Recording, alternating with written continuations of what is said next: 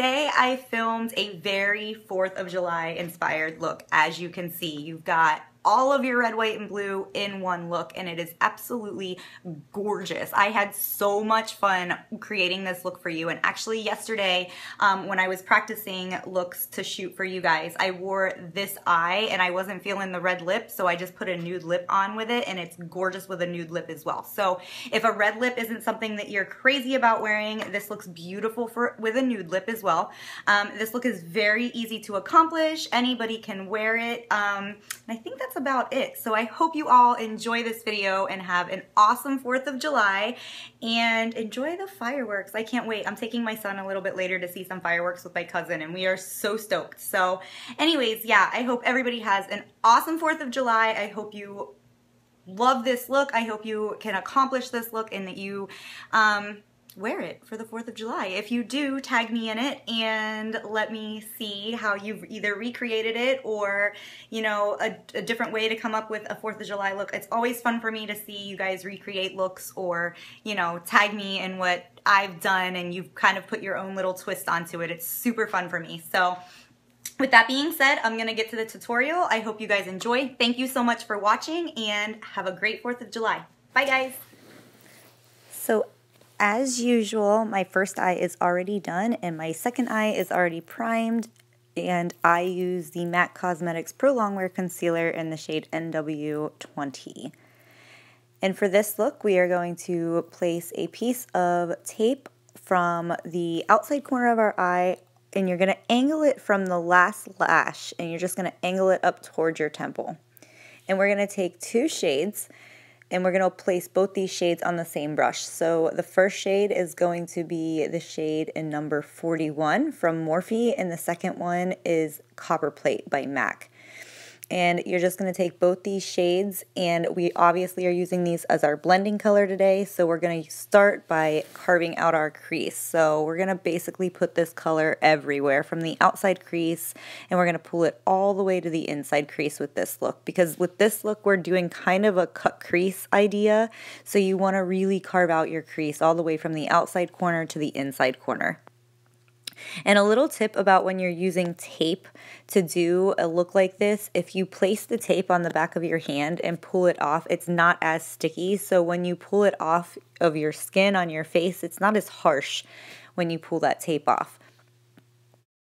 Next, I am using the shadow Scene. This is another shadow by MAC, and I am going to be placing this again all in my crease. I'm going to keep this shadow a lot lower in my crease, and I'm going to begin placing this shadow on the lower outside lid as well, because the next color that we're going to go in with is going to be the main blue. So we're basically giving this eye a little bit more dimension before we put that shade on. And again, we're concentrating on using this color basically to give this eye more dimension and to really give this eye a cut crease effect. So like I said, we're keeping it a little bit lower in our crease, but as you can see, I'm just going back and forth, back and forth. I'm really not blending it upwards. Next, I am using the 35C palette by Morphe brushes. If you do not have that palette, that is totally okay. These shadows are basically like a bright electric blue and a bright electric purple. I am mixing them both together on my brush, and I am putting more of that blue on my brush than I am the purple. When I was creating this look for you guys, originally I had worn it with just the blue, and I just felt like something was missing. Like, it just wasn't enough. So I added that purple in there just to give it an extra pop, and I loved it. So that's basically the only reason we're mixing that purple in, is just to give that blue a little bit extra brightness to it. Now there's no rhyme or reason why I picked up that brush, but it was just a blending brush. It was sitting in front of me. There's no product on it, and I just used it to blend those colors out a little bit better. Now I'm going in with the shade Blanc Type. This is another shadow from MAC, and I am placing this very generously all over my lid.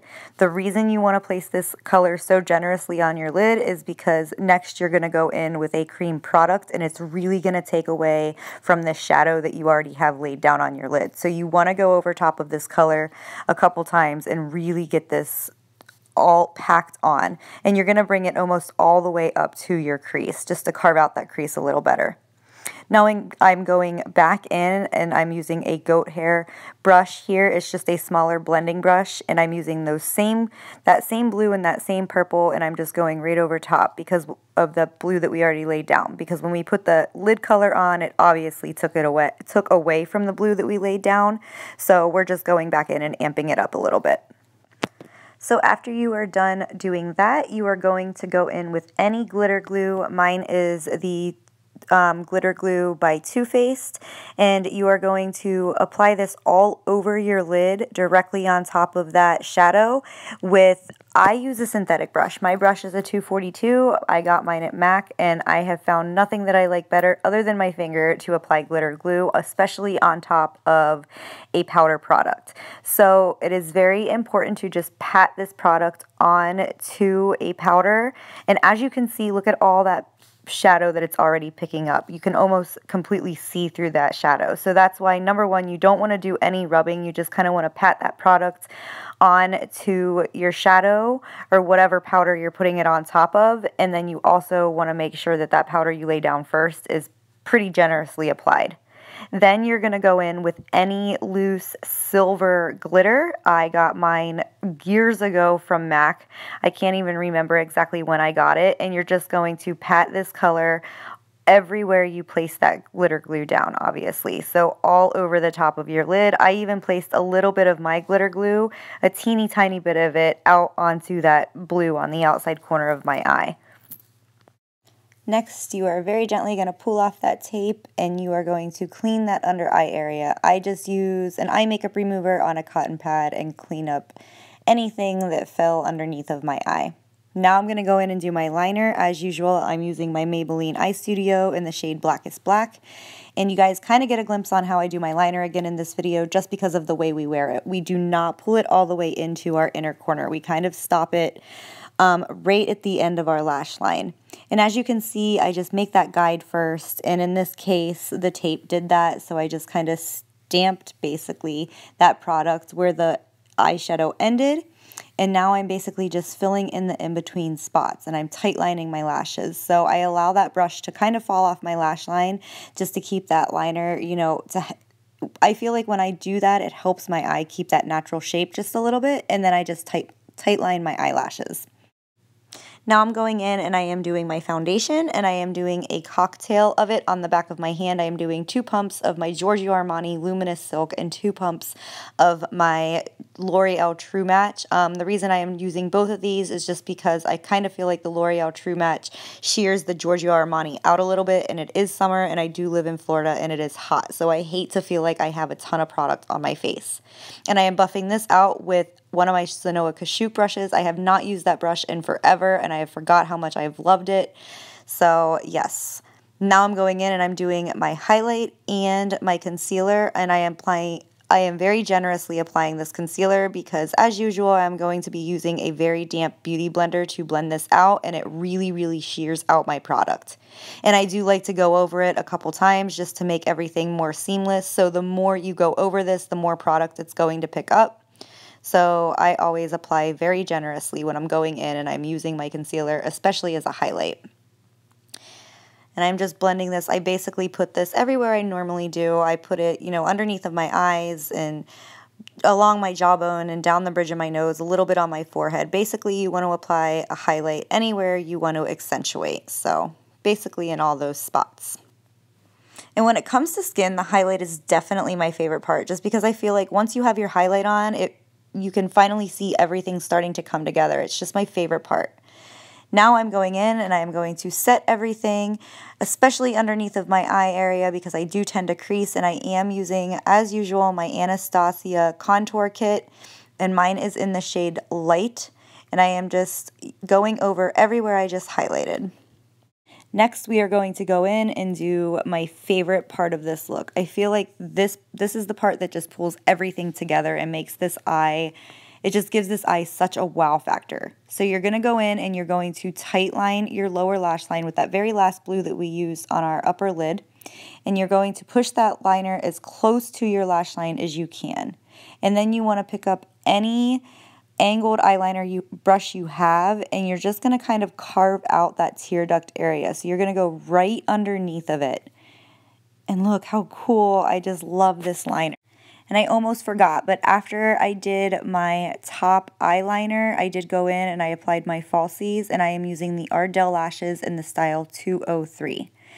And now I'm going in and I am doing my inner corner highlight. I am using any pencil brush just because you don't want to get any of this color onto that eyeliner. Well, I guess if you did, you could go over that eyeliner. But I am using the shade Crystal Avalanche. You guys have heard me talk about that shadow before. It's just a very frosty white with an undertone of blue in it. It's just absolutely perfect for this look.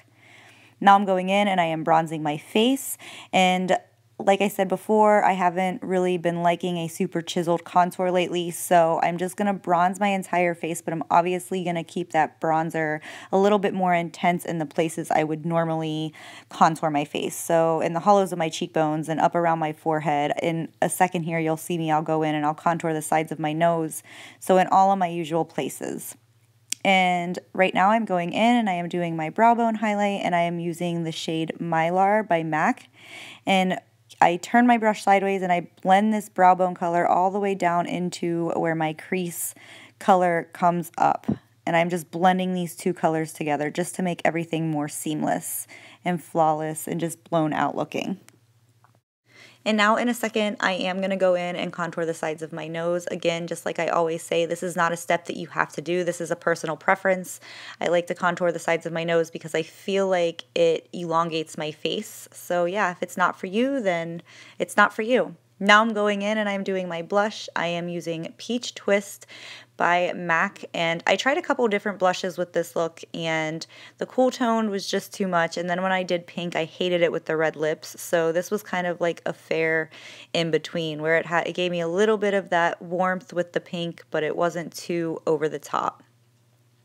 And after that, I just pick up that same brush that I used to do our bronzer, and I just kind of blend and buff everything together just to, you know, give it a little bit more of a seamless look.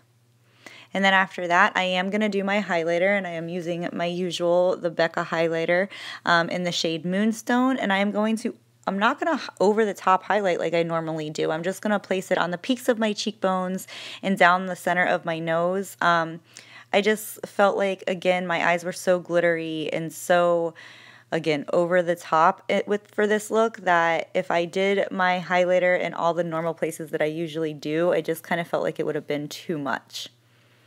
And then I'm going to go in and do a coat of mascara on my bottom lashes. For this look, this step is so important. I just kind of feel like the look doesn't look complete without bottom lashes, just because that the bottom liner on your lash line is so intense that without mascara it just looks strange.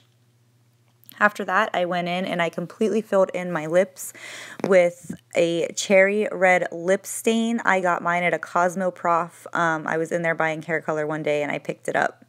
And then after that, I go in right on top of that with a Loreal lipstick in the, I don't know if it's the style or the shade, but it's number 303, and it is in the shade Royal Red.